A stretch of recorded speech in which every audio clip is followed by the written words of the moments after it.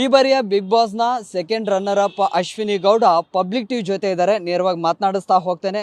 ಮೊದಲಿಗೆ ಕಂಗ್ರ್ಯಾಚುಲೇಷನ್ಸ್. ಹೇಗಿತ್ತು ಅನುಭವ? ಅನುಭವ ಸಖತ್ತಾಗಿತ್ತು.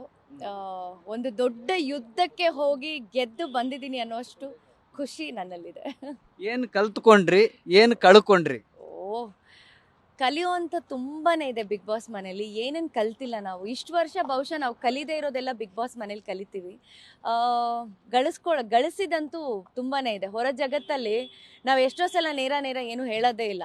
ಬಟ್ ನೇರ ಹೇಳುವಂಥ ತಾಕತ್ ಎಲ್ಲಾದರೂ ಪ್ರದರ್ಶನ ಮಾಡುವಂಥ ಒಂದು ವೇದಿಕೆ ಇದೆ ಅಂದರೆ ಅದು ಬಿಗ್ ಬಾಸ್ ವೇದಿಕೆ. ಅಶ್ವಿನಿ ಗೌಡ ಅವರು ವಿನ್ನರ್ ಆಗ್ತಾರೆ ಅಂತೇಳಿ ತುಂಬಾ ಜನರಿಗೆ ನಿರೀಕ್ಷೆ ಇತ್ತು, ತುಂಬಾ ಆಸೆಗಳನ್ನು ಇಟ್ಕೊಂಡಿದ್ರು.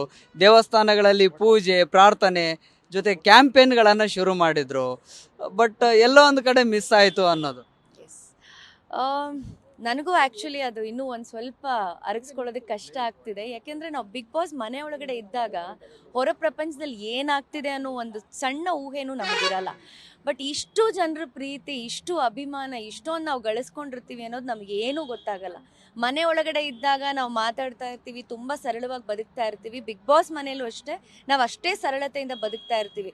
ನಾವು ಮಾತಾಡೋವಂಥ ಒಂದೊಂದು ಮಾತು ಅಥವಾ ಒಂದು ಸ್ನೇಹ, ಒಂದು ಆಟ, ಇದು ಯಾವ್ದು ಹೊರಗಡೆ ಜನಕ್ಕೆ ಇಷ್ಟ ಆಗ್ತಿದೆ, ಏನು ಇಷ್ಟ ಆಗ್ತಿಲ್ಲ ಅನ್ನೋದು ನಮಗೆ ಗೊತ್ತೇ ಆಗಲ್ಲ. ಹಾಗಾಗಿ ನಾವು ಹೊರಗೆ ಬಂದ ಮೇಲೆ ನೋಡಿದ ಮೇಲೆ ನನಗೆ ಅರ್ಥ ಆಗಿದ್ದು, ಇಷ್ಟೊಂದು ಜನ ನನ್ನನ್ನು ಪ್ರೀತಿಸಿದ್ದಾರೆ, ಇಷ್ಟೊಂದು ಜನ ಇಷ್ಟಪಟ್ಟಿದ್ದಾರೆ.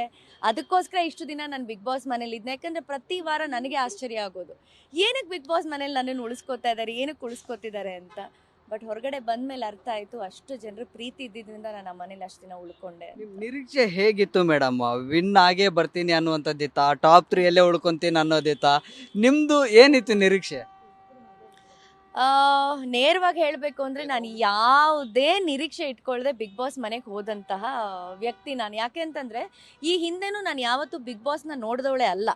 ಈ ಆಟ ಹೀಗಿರುತ್ತೆ, ಈ ಥರನೇ ನಾವು ಮಾತಾಡಬೇಕು, ಹೀಗೆ ನಮ್ಮ ನಡವಳಿಕೆ ಇರಬೇಕು, ವ್ಯಕ್ತಿತ್ವ ಇರಬೇಕು, ಅಥವಾ ನಾನು ಮುಂಚಿತವಾಗಿ ಈ ಟಾಸ್ಕ್ಗಳನ್ನೆಲ್ಲ ಆಡೋದೆಲ್ಲ ನೋಡಿದರೆ ಹೆದರ್ಕೊಂಡು ಮುಂಚೆನೇ ಹೋಗ್ತಿರ್ಲಿಲ್ಲ ಅನ್ಸುತ್ತೆ. ಯಾಕೆ ಅಂದರೆ ನಾವು ಮದುವೆ ಎಲ್ಲ ಆಗಿ ಮಕ್ಕಳೆಲ್ಲ ಆದಮೇಲೆ ನಮ್ಮಲ್ಲೇ ಅದು ಹೆಣ್ಮಕ್ಳಿಗೆ ಒಂದು ಬಂದ್ಬಿಡತ್ತೆ ಮನಸ್ಸಲ್ಲಿ. ಈ ಥರ ನಾವೆಲ್ಲ ಇಳಿದು ಒಬ್ಬರ ಮೇಲೆ ಒಬ್ಬರು ಬಿದ್ದು ಒದ್ದಾಡಿಕೊಂಡು ಹೀಗೆಲ್ಲ ನಾವು ಆಡೋಕ್ಕಾಗತ್ತಾ ಅಂತ. ಬಹುಶಃ ಅವೆಲ್ಲ ನೋಡದೆ ಹೋಗಿದ್ದಕ್ಕೆ ನಿಜವಾದ ಅಶ್ವಿನಿಯ ವ್ಯಕ್ತಿತ್ವ ಅಲ್ಲಿ ಹೊರಗಡೆ ಬಂತು. ಯಾವುದೇ ನಾನು ಫೇಕ್ ಮಾಡಲಿಲ್ಲ.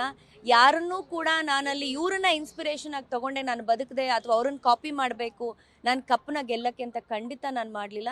ಪ್ರತಿ ಒಂದೊಂದು ಸಂದರ್ಭದಲ್ಲೂ, ಪ್ರತಿಯೊಂದು ನನ್ನ ಮಾತಲ್ಲೂ, ಜಗಳದಲ್ಲೂ, ಪ್ರೀತಿಲೂ, ಗೌರವದಲ್ಲೂ, ಎಲ್ಲದರಲ್ಲೂ ನನ್ನ ವ್ಯಕ್ತಿತ್ವನ ನಾನು ಎತ್ತಿ ಹಿಡ್ದಿದ್ದೀನಿ ಅಂತ ಹೇಳೋಕೆ ಇಷ್ಟಪಡ್ತೀನಿ.